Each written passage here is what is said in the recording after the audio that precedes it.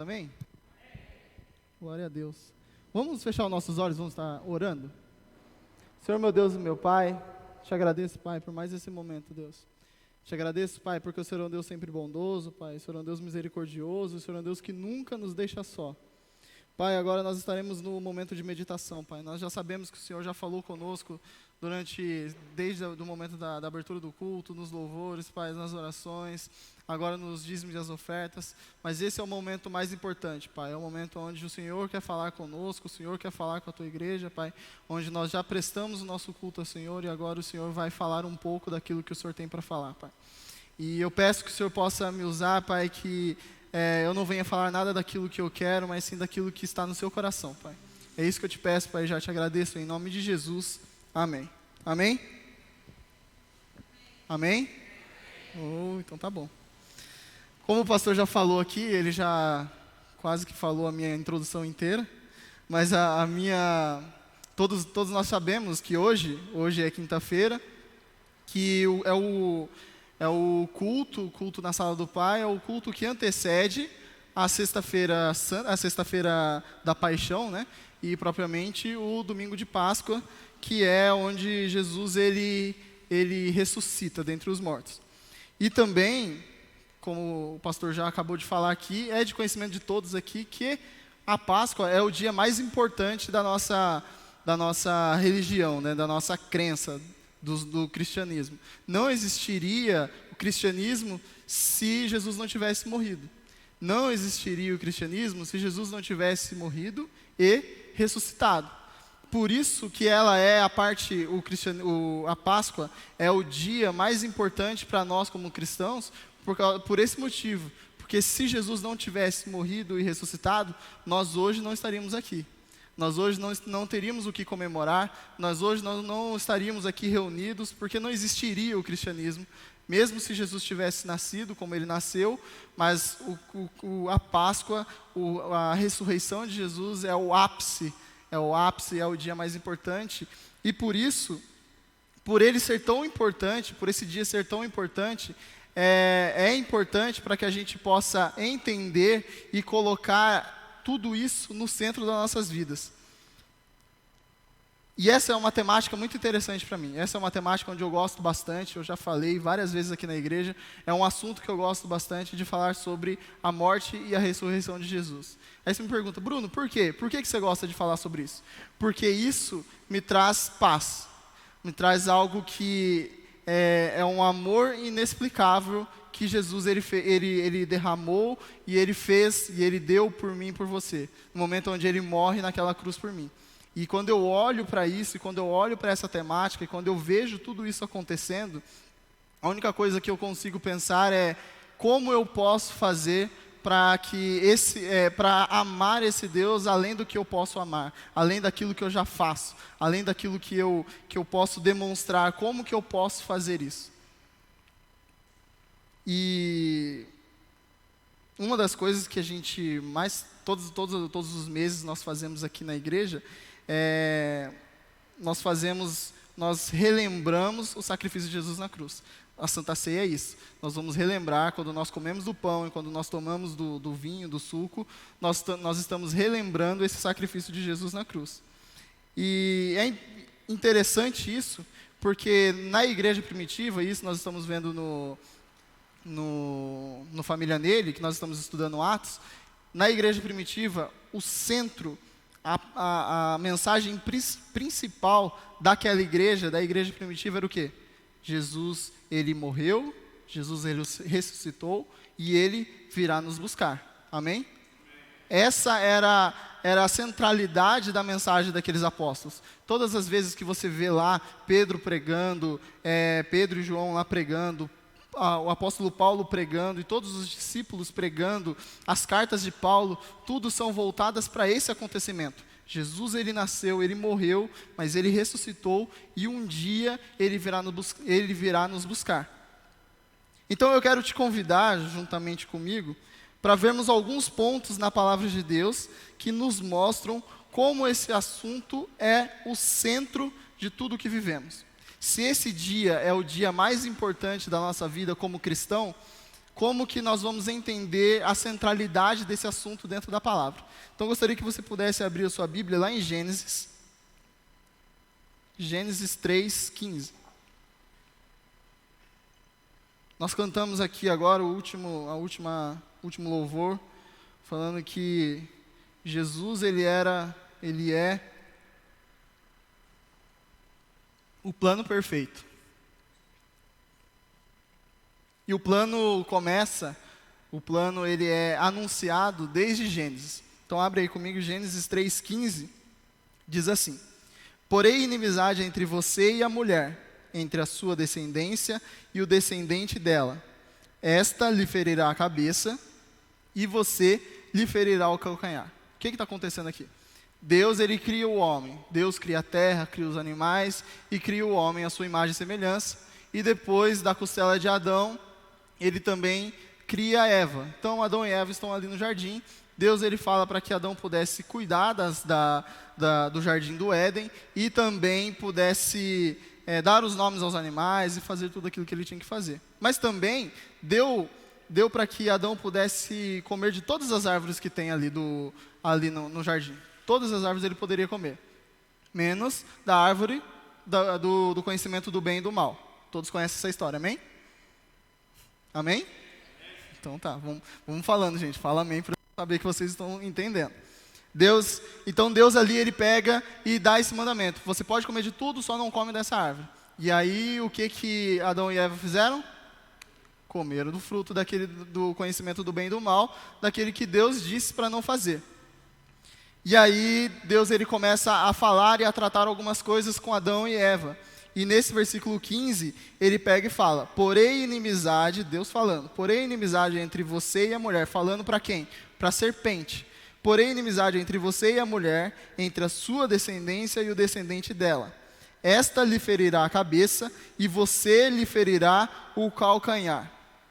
Neste versículo está o proto-evangelho. É ali onde é a primeira vez onde Deus, o próprio Deus, ele anuncia o evangelho. Onde está esse anúncio que Deus faz? E o descendente, esta lhe ferirá a cabeça e você lhe ferirá o calcanhar. Então, porém inimizade entre você e a mulher, entre a sua descendência e o descendente dela, Jesus. Esta lhe ferirá a cabeça e você lhe ferirá o calcanhar. Ainda estava muito longe de chegar até o momento onde que Jesus de fato iria nascer. Nós sabemos que isso está no começo, lá em Gênesis 3:15, Adão e Eva estavam ali no jardim do Éden ainda. Isso só viria a acontecer muito tempo depois. Só nós vemos na história, né? Só lá no Novo Testamento, onde Jesus ele nasce, mas tem um tempo muito grande. Deus já começa a anunciar que haveria de vir alguém que iria consertar o estrago que o pecado havia feito. O sacrifício de Jesus na cruz era algo que vinha sendo anunciado desde o começo. No Antigo Testamento, quando nós vemos o Antigo Testamento, isso também é uma das aulas que eu estou tendo no seminário, nós estamos falando sobre o Velho Testamento, e lá no Antigo Testamento só se fala disso. No Antigo Testamento só se fala sobre aquilo que viria. Jesus era anunciado o tempo todo dentro do Velho Testamento. Dentro das profecias, os profetas iam falando e profetizavam sobre Jesus, aquele que viria, o Messias, aquele que seria o prometido, aquele que foi prometido por Deus. E isso de fato acontece muito tempo depois daquele primeiro anúncio, lá em Gênesis 3:15. Mas aconteceu. E lá no versículo 21 do capítulo 3, diz assim: o Senhor Deus fez roupas de peles com as quais vestiu Adão e a sua mulher. O Senhor Deus fez roupas de peles com as quais vestiu Adão e a sua mulher. Logo após Deus ele ter anunciado o evangelho, ter esse proto-evangelho, essa primeira menção sobre alguém que viria destruir o nosso inimigo, o que acontece? Algum inocente morre. Isso acontece também lá no Novo Testamento. Quando Jesus ele vem, ele começa o seu ministério, um pouco antes dele vem João Batista, e João Batista vem o quê? anunciando o evangelho. E ali ele vai anunciando e Jesus ele vai e se batiza, João Batista batiza o próprio Jesus, e ali Jesus começa o seu ministério fazendo o quê? Pregando o evangelho, anunciando o evangelho. O evangelho são boas novas, e ali ele vai anunciando. Logo após ele anunciar o evangelho, o que acontece? Jesus ele morre. Algum inocente deveria morrer pelo pecado, porque o salário do pecado é a morte. Lá em Romanos, Paulo fala sobre isso. Alguém deveria morrer, algum inocente deveria pagar pelo pecado com morte. E nós vemos isso, Jesus, ele morrendo por mim e por você. Amém? O evangelho, ele é isso. Na morte de um inocente, pecadores são considerados justos. Lá em Romanos, Paulo fala que ao mesmo tempo nós somos justos e pecadores. É exatamente isso. Na morte de um inocente, esse inocente, Jesus Cristo, pecadores, nós somos considerados justos diante de Deus. É através da morte de Jesus. Entenda em seu coração, é somente através da morte de Jesus que há perdão de pecados. E isso já havia sido mostrado logo no começo de tudo, nos mostrando que o centro de tudo na nossa vida é Jesus morto, crucificado, ressurreto e que virá nos buscar para vivermos com Ele para sempre. Amém? Seguindo a nossa mensagem, segundo ponto, o que nós vemos, o primeiro é que isso já foi anunciado há muito tempo, desde o começo.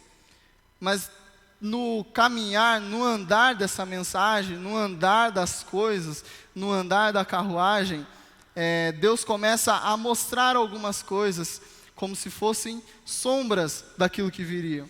E é exatamente isso que acontece. Lá em Êxodo, eu gostaria que você pudesse abrir, Êxodo 25, 8 e 9. Vai falar sobre a sombra do que é perfeito.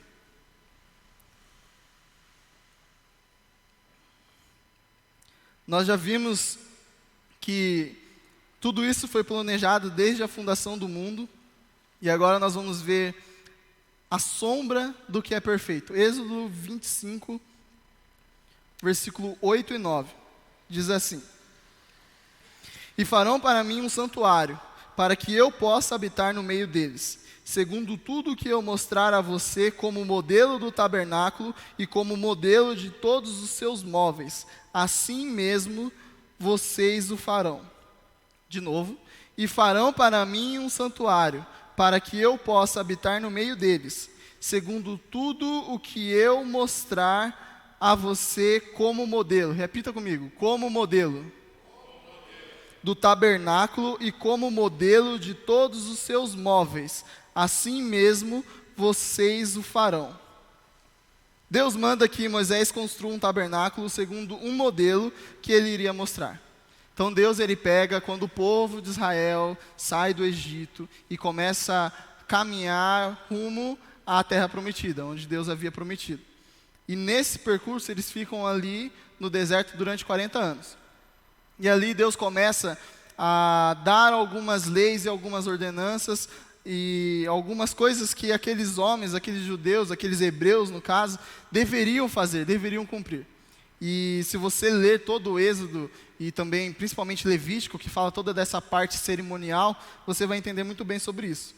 Mas Deus ele pega e mostra lá para Moisés o tabernáculo, o propiciatório, a mesa dos pães da proposição, o candelabro, as cortinas do templo, as coberturas de peles e as tábuas, o véu, o cortinado e as colunas, o altar do holocausto, o átrio do tabernáculo, o azeite para o candelabro, as vestes sacerdotais, a estola sacerdotal, o peitoral, as outras vestes sacerdotais, as ofertas contínuas, o altar de incenso, a bacia de bronze, o óleo sagrado para unção, o incenso santo. Tudo isso está na descrição. Tudo isso, após Deus ele pegar e falar isso para Moisés, Deus mostra como deveria ser o tabernáculo para Moisés. Ele fala, agora você vai e faz tudo isso que você acabou de fazer. Do jeito que você viu, você faz. E aí em Êxodo, se você for caminhando aí a partir do versículo 25, você vai vendo tudo isso, o que Moisés foi fazendo. Então, Deus capacita mais 2 pessoas, para que essas 2 pessoas pudessem ajudar Moisés a fazer tudo aquilo, a construir todo esse tabernáculo. E ali, durante toda essa parte de Êxodo, vai mostrando tudo isso. E dentro disso tudo, eu quero destacar 2 coisas que acontecem aí dentro, que tem aí que eu acabei de falar, que é o propiciatório e o altar do holocausto. Lembra que a gente está falando sobre a sombra de tudo aquilo que viria, a sombra do que é perfeito. Aqui dentro do tabernáculo existiam 2 coisas, o propiciatório e o altar de holocausto. Só para a gente entender rapidamente, para que não fique confuso. O propiciatório, o que é o propiciatório? Era a tampa da Arca da Aliança. Onde tinha a Arca da Aliança, tinha a tampa, e ali Deus aparecia, Deus ele se revelava a sua glória dentro daquela tampa, onde era uma tampa parecida mais ou menos assim, onde tinham 2 arcanjos com as suas asas, uma tocando a outra, e Deus ele se revelava ali naquele lugar. Esse era o propiciatório. E o holocausto, que todo mundo sabe, aonde se oferecia as ofertas ali, o seu sacrifício. Então, o que era isso? O holocausto era onde o sacrifício era realizado.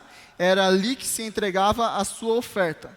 O judeu levava o animal para ser oferecido como oferta pelos seus pecados.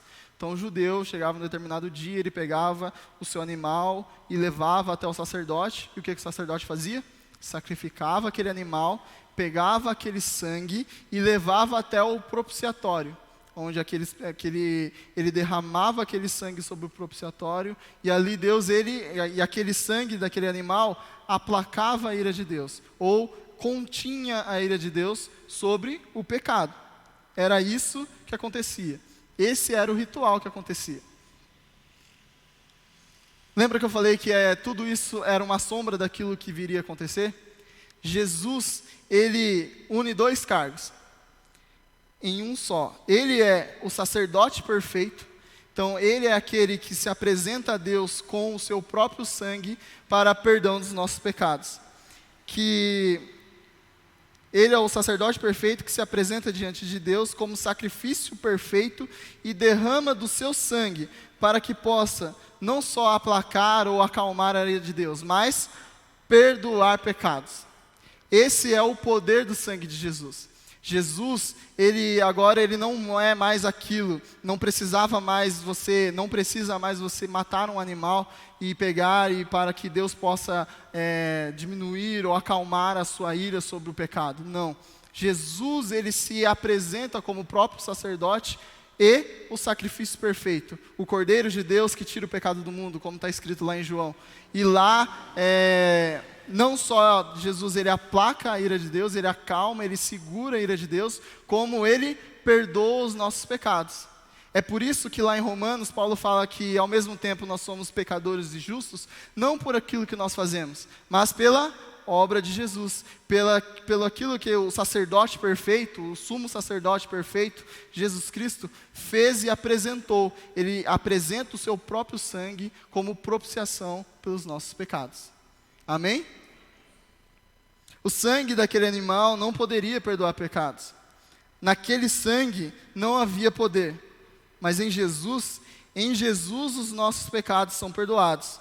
O sangue de Jesus nos purifica de todo o pecado, nos deixa mais alvos do que a neve, nos lava, nos limpa, nos justifica, nos perdoa.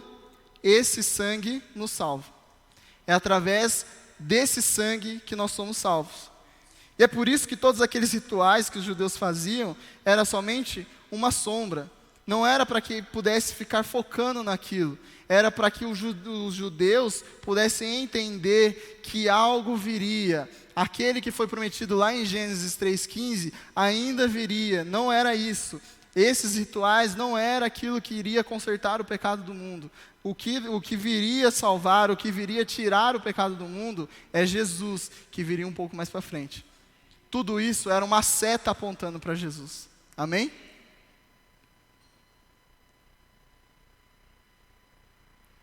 E aqui eu coloquei assim, ó.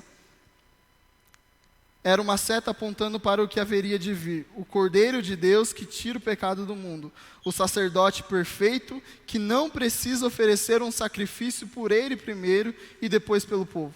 Ele mesmo era o próprio sacrifício. Porque os sacerdotes, antes de fazer o sacrifício pelo povo, ele tinha que sacrificar pelos pecados dele mesmo.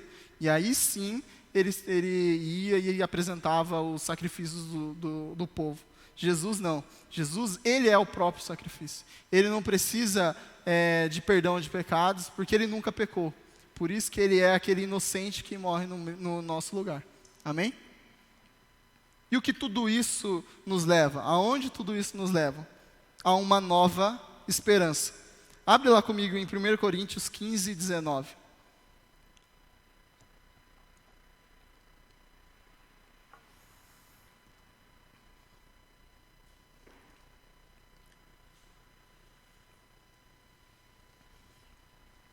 Primeira Coríntios 15, 19. Diz assim: se a nossa esperança em Cristo se limita apenas a esta vida, somos as pessoas mais infelizes deste mundo. Se a nossa esperança em Cristo se limita apenas a esta vida, somos as pessoas mais infelizes desse mundo. Através da morte e ressurreição de Jesus, Ele nos dá uma esperança. Esperança de uma vida eterna. Jesus, Ele não morreu para mudar a nossa vida aqui na terra. Isso são consequências daquilo que a gente vai viver lá na frente. Ele nos salvou de uma morte eterna e nos transportou para uma vida eterna. É nele que depositamos a nossa fé e esperança, crendo que Ele um dia virá nos buscar e com Ele viveremos para todo sempre. Essa é a nossa esperança. A esperança de uma eternidade. E Jesus disse lá em João 14, versículo 2 assim: na casa de meu pai há muitas moradas. Se não fosse assim, eu já lhes teria dito, pois vou preparar um lugar para vocês. E quando eu for e preparar um lugar, voltarei e os receberei para mim mesmo, para que onde eu estou, vocês estejam também. Essa é a nossa esperança. Aonde Jesus está, nós também estaremos com Ele. Porque um dia isso foi prometido. Lá em Gênesis 3,15, Deus já havia prometido que alguém viria morrer pelos nossos pecados. No Novo Testamento, em Jesus Cristo, isso é cumprido. E nós podemos ver isso, todas essas coisas, a sombra dessas coisas em Jesus sendo cumpridas. E agora, a partir da morte e da ressurreição de Jesus, não se acaba aqui. Não se acabou lá na cruz, não é um ponto final. E sim, é uma esperança, é uma vírgula para a eternidade que nós viveremos com Ele. Amém? Esse é o grande motivo de Jesus ter morrido por nós, para que onde Ele estiver, nós também estejamos. Então, para a gente concluir, a Páscoa significa morte, mas também significa vida. Que nessa Páscoa você possa estar consciente de que essa data é a mais importante de todas na nossa vida cristã. Que ela é o cerne de toda a palavra de Deus e por isso deve ser a centralidade da nossa vida. Sabendo que tudo o que veio antes de Jesus só apontava para o trabalho perfeito que Ele iria realizar na cruz como sacrifício e sumo sacerdote perfeito. E que o final disso tudo era nos dar essa esperança de um dia ver o nosso Senhor, aquele que morreu por mim, face a face. Essa é a nossa esperança. Essa é a minha esperança. E esse é o motivo que eu mais gosto de falar sobre isso. Porque um dia eu verei o meu Senhor face a face. Amém?